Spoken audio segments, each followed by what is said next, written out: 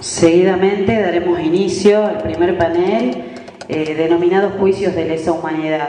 Martín Ávila es abogado de la Universidad Nacional de Tucumán, desarrolla su profesión desde el año 2002 y a partir de septiembre del 2004 fue designado delegado de la Secretaría de Derechos Humanos de la Nación en la provincia de Salta.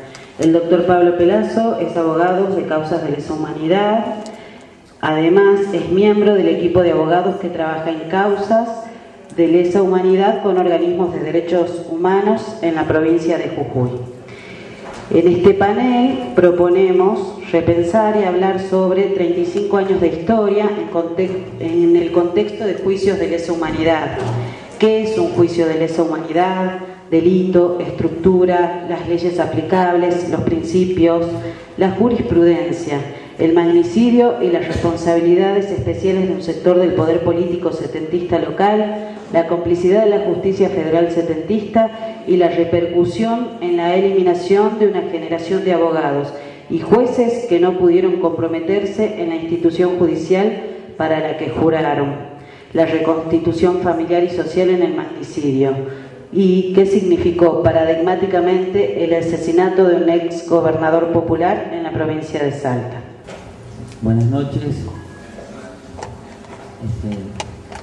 Lo que decíamos al principio, cuando la familia Ragone, en representación de Fernando Pequeño y de la Asociación Miguel Ragone, nos convocaba para participar de esta charla y de llevar el juicio de Ragone a nuestras provincias vecinas, yo le decía a Fernando Pequeño que estábamos hablando de 35 años de impunidad y yo tengo 33 años. Pero bueno, sin duda de que ese corte generacional es lo que ahora se intenta develar y por fin llevar la justicia tardía, pero justicia al fin, con el ejemplo que daba de Clotilde de Ragone, que con 91 años aún tuvo la voluntad, y estuvimos todos presentes ese día cuando la vimos sentarse en la primera fila de la apertura del juicio oral, con esas ansias de saber o de conocer a algunos de aquellos que secuestraron a su marido y que además tener alguna noticia sobre su cuerpo, que hasta el momento no se sabe nada. La causa Ragone es una causa emblemática, como decía Fernando Pequeño. En mi caso, como abogado, represento a la Secretaría de Derechos Humanos de la Nación y también por querella unificada a la provincia y la Cámara de Diputados. El hecho ocurrió el 11 de marzo del año 1976, seguramente muchos se acordarán de aquel hecho. Fueron 13 días antes del golpe de Estado. Si bien el Estado terrorista en su máxima expresión se inició el 24 de marzo del 76, todos sabemos perfectamente que antes del 24 de marzo ya existía una parte del Estado que era terrorista y que después del 24 de marzo todo el Estado se convirtió en terrorista y que el secuestro de Ragone se encontraba o estaba enmarcado dentro del Plan Cóndor. Un gobernador que como todos los testigos dicen era el médico del pueblo, un hombre muy bueno, pero que sin duda era un gran enemigo para el Plan Cóndor, que utilizó una serie de estrategias como parte del terrorismo de Estado, siendo demonizado en primer lugar, luego intervenido y por fin secuestrado. Ragone asumió el 25 de mayo del año 73 con casi el 60% de los votos de la provincia de Salta. Por supuesto se lo enmarcaba dentro de lo que se llamaba el camporismo, pero Ragone se decía ser discípulo de Ramón Carrillo, quien fuera en su momento ministro de Salud del general Perón. Ragone era un gran médico. Luego de su designación, por supuesto que el gobierno de Ragone duró apenas 18 meses y en esos, durante esos 18 meses todos los funcionarios que fue nombrando se lo fueron o haciendo sacar o sacando por otro tipo de situaciones. Finalmente llegó su intervención el 23 de noviembre del año 74. Previamente había habido un congreso eucarístico en donde Ragone fue desairado por la propia entonces presidenta Isabel Martínez, que ni siquiera fue saludado por la presidenta. Posteriormente, unos días antes de la intervención del gobernador Ragones en la revista Cabildo, que quizás también algunos deben recordar, Ragones junto al gobernador de Santa Cruz, el Perdí, al de Córdoba, Obregón Cano, al de Mendoza, al de Buenos Aires, Pedro Villegaín, al de Mendoza, Martínez Vaca, era finalmente demonizado con el título: si estos no son montoneros, los montoneros ¿dónde están? Hubo una enorme discusión al respecto si Ragones era o no montonero, como si fuese montonero debía ser muerto, ¿no? Bueno, esto es parte del terrorismo de Estado. Continúo con la línea, con el resumen fáctico de los hechos para poder hablar de algunos elementos que fueron surgiendo específicamente en la causa penal. Posteriormente de la intervención de Ragones del 23 de noviembre del año 74, Ragones, bueno, se retiró a sus actividades profesionales como médico del Hospital San Bernardo, sin duda que era el gobernador residual de la provincia. A fines del 75, el Partido Justicialista, si bien Salta sufrió fuertemente el asedio, el asesinato y los secuestros de la AAA, que por supuesto en la provincia de Salta actuaban como el brazo ejecutor tanto el ejército, porque como la provincia estaba intervenida desde el noviembre del 74, ya estaban las fuerzas policiales bajo el comando del ejército, el jefe de policía era militar y así muchas autoridades, pero sin duda que el brazo ejecutor era la policía provincial. Posteriormente a eso, en su momento, si bien ya López Rega a fines, o mejor dicho a marzo del año 76 no existía, o mejor dicho no estaba en la República Argentina, aún sabíamos que el terrorismo de Estado seguía funcionando y existen enormes pruebas respecto del funcionamiento de aquello que se le llamaba en su momento Comando Libertadores de América, que tenía la misma función. Surgió la incógnita de hacer las internas partidarias del Partido Justicialista de Salta, no electivas sino partidarias. Si bien las internas se vinieron pospusiendo desde noviembre hasta marzo, se manejaba la fuerte información de que Ragones no debía presentarse en esas internas. Por supuesto que si se presentaba ganaba sin hacer campaña por la gran cantidad de adeptos que tenía ciudadanos salteños, y llegó hasta una fecha del 14 de marzo del 76 donde se había fijado la fecha de interna. Ragones presentó su lista, recibió una serie de amenazas por parte de personeros de todo tipo, desde oficiales policiales hasta civiles, y la madrugada, mejor dicho, la mañana de aquel 11 de marzo del año 76, mientras salía en su auto particular hacia el Hospital San Bernardo, por ahí muchos conocen, Ragones vivía apenas 6 cuadras del hospital, a 2 cuadras fue interceptado por 2 vehículos, por supuesto una zona liberada, secuestrado, golpeado. Bueno, surge la duda o la teoría de si murió en ese momento o fue muerto después o recibió un tiro de gracia. De allí lo llevaron hasta el sur de la provincia de Salta, digamos en la ciudad de Salta, la localidad contigua que es Cerrillos, y allí se encontró el auto en el que Ragones iba, que era un Peugeot 504 gris. Por supuesto el auto estaba chocado, lleno de sangre, y de allí nunca más se supo de su vida. Acto seguido, y esto ya comienza a surgir a partir de la investigación de la causa, nunca se justificó la jurisdicción federal, jamás se aplicó o se dijo aplicar la ley 2840 que justificaba la jurisdicción federal. Sin embargo, el juez federal Ricardo Lona, apareció minutos después del hecho junto con los comisarios de la comisaría primera de Salta a recorrer el lugar del hecho.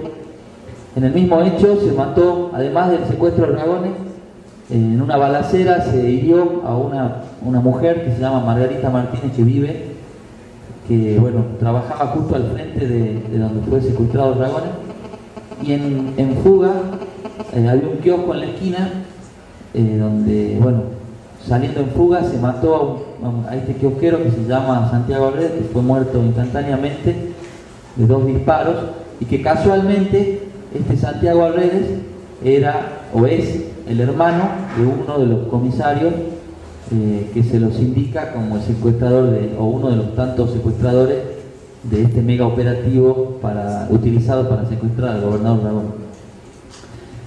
Tiene mucho que ver esto porque mientras el hecho se consumaba en forma aberrante con una zona liberada, el propio kiosquero se acercó o intentó acercarse al lugar conforme lo dijo su ayudante de verdulería. En ese momento tenía 14 años, gritaba a este kiosquero: dejen a ese pobre hombre, ¿qué les ha hecho? Y se acercó. Evidentemente habrá reconocido a aquellos secuestradores de Ragone que eran policías y que eran o compartían o eran colegas de su propio hermano. A los 3 meses del hecho, es decir, en mayo del año 76, el propio juez Lona sobreseyó la causa diciendo que se sobreseía porque no habían sido habidos los responsables, cuando su responsabilidad era justamente ser habidos los responsables. Pero más allá de estas lamentables hechos por parte de la justicia federal, además debo recordarles, seguramente también muchos sabrán, de que Lona fue juez federal hasta febrero del año 2004, por lo cual el cepo de impunidad no fue fácil agrietarlo. Decía que recién, si bien hubo algunas diligencias posteriormente con la recuperación de la democracia, simplemente se trató de hechos que intentó el propio Lona inculpar a algunos enemigos propios de él, como por ejemplo, que yo no lo quiero salvar, seguramente habrá sido parte, pero no era el único, como el ahora fallecido mayor Juan Carlos Grande, que era militar. Entonces Lona en su momento se inhibió de esa causa, se la dio a un juez subrogante para que la continúe la investigación. Se intentó por métodos inductivos imputar a otro de los policías, y así se llegó finalmente a esa imputación del policía Andrés del Valle Zoraire, que recién en el año 77, cuando afrontaba otro juicio por un asesinato, apareció este Grande pateando la puerta del juzgado. Y esto que le digo no es un invento mío, sino que surgió de los propios testigos que declararon hace el mes pasado. Y bueno, con esa impunidad con que manejaba en aquel entonces esta persona nefasta, Juan Carlos Grande, como parte del terrorismo de Estado, suspendió el juicio y dijo que Zoraire no podía ser enjuiciado porque había sido partícipe de la causa Ragone. Inmediatamente se suspendió el juicio y Zoraire estuvo prófugo de la justicia hasta el año 2007, donde por fin lo capturamos en Tucumán, que se hacía pasar con otro nombre y era mecánico en una ciudad del interior.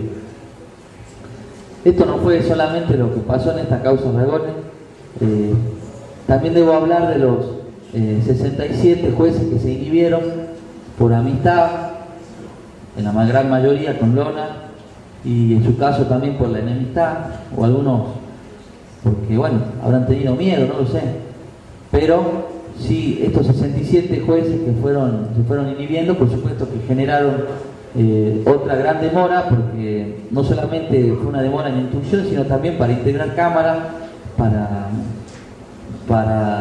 poder resolver las apelaciones en su momento. Cuando por fin llegó al Tribunal Oral en el año 2009, sufrimos otro gran problema, cuando la defensa de Menéndez pidió que, como en su momento el hecho había sido juzgado o se inició la investigación con el viejo código en materia de procedimiento penal, el juicio oral no debía ser como tal, sino debía ser un juicio escrito. En ese momento, no solamente contestamos las vistas, sino que además recusamos a todos los jueces del Tribunal Oral, porque entendíamos de que de igual manera como habían hecho en una causa, después Pablo seguramente me va a ayudar mucho mejor, pero tengo entendido en una parte de la causa de Álvarez Curta, donde que hoy sé que está en casación, intentaban hacer lo mismo con la causa Dragón. Por suerte, más allá de las cuestiones jurídicas que estábamos convencidos que así eran, porque además Menéndez ya había planteado esa excepción en la instrucción, por suerte, si bien nuestras recusaciones fueron rechazadas, creo que sirvió, o al menos fue un elemento más, para garantizar el Tribunal Oral que por fin, recién este año, se llegó. Pero claro, antes falta otra más, la integración de los jueces. Bueno, ustedes saben, tenemos una de las juezas que es de acá de Jujuy, y se integró además con un juez de Tierra del Fuego, que bueno, hace unos meses, una semana atrás, por la ceniza no podía viajar. Otro juez de Tucumán, porque los jueces de Salta tampoco se hicieron cargo de este hecho. Tenemos una secretaria de Buenos Aires, el otro secretario de Tucumán, y para completar, el fiscal de Buenos Aires. Digamos, esto es lo que tenemos en la causa Ragones, por lo cual hasta puedo decir que soy uno de los 3 o 4 salteños que estamos llevando adelante. Finalmente la causa se inició con todas estas vericuetos, con todas estas chicanas procesales de mi tipo. Seguramente después, en su momento, creo que hay un espacio de debate por ahí lo podemos hablar específicamente sobre algunas excepciones que se plantean en el juicio oral, o cómo integrar las querellas, o bueno, hacer valer el derecho, las encarcelaciones, las prisiones domiciliarias. Pero creo que esto era como a modo de romper el hielo para un poco hablar específicamente de esta causa. Hoy estamos aproximadamente en los 60 testigos, si no me equivoco. Calculamos, bueno, se habían ofrecido 120, muchos de ellos ya murieron, así que se van a hacer por lectura. Pero bueno, seguramente vamos a estar en los 100, creo que estamos en más de la mitad del juicio, así que prontamente ya estamos trabajando sobre los alegatos. Creemos que las testimoniales han regado fuertemente la acusación. Mientras algunos piensan que Ragone fue secuestrado por un grupo de policías que le tenían odio, como si fuese el odio algo imprescriptible.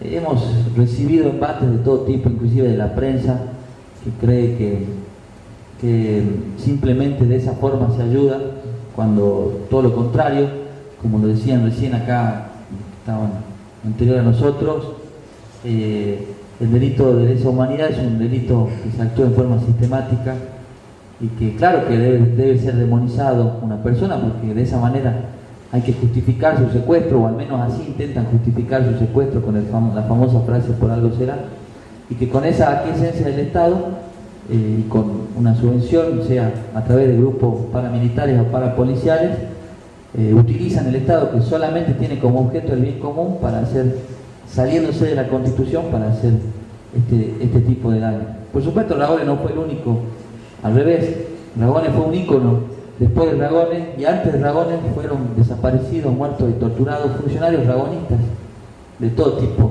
desde sus ministros de la Corte, desde sus ministros ministro de Economía, ministro de Gobierno, secretario de Obras Públicas.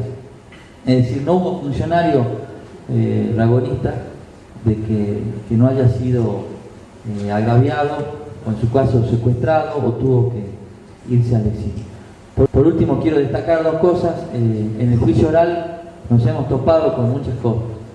En primer lugar, aquellos que buscan su tache de gloria, que por 5 minutos de fama intentan decir o vender la figura de Ragone como si Ragone justamente fuese eso, ¿no? Simplemente una figura para desmenuzar, cuando en realidad Ragone es una figura para enaltecer y para seguir su ejemplo. Pero por suerte fueron los menos, y por suerte no hemos permitido que estos que buscan su fama desde algún cargo o algún espacio, o intentan recuperar algún espacio político, quieran ser dueños de Ragone. Ragone no es dueño, Ragone no tiene dueño, sino que creo que si nos permite la familia, se lo vamos a robar y lo vamos a tener como figura como una figura de ejemplo en Salta. Y como algún testigo dijo en su momento, Ragones me dijo una vez, yo puedo meter la pata pero no la mano. Bueno, esto era el gobierno de Ragones. Sabemos que la justicia es tardía, pero tampoco queremos una injusticia eterna, ¿no? Gracias.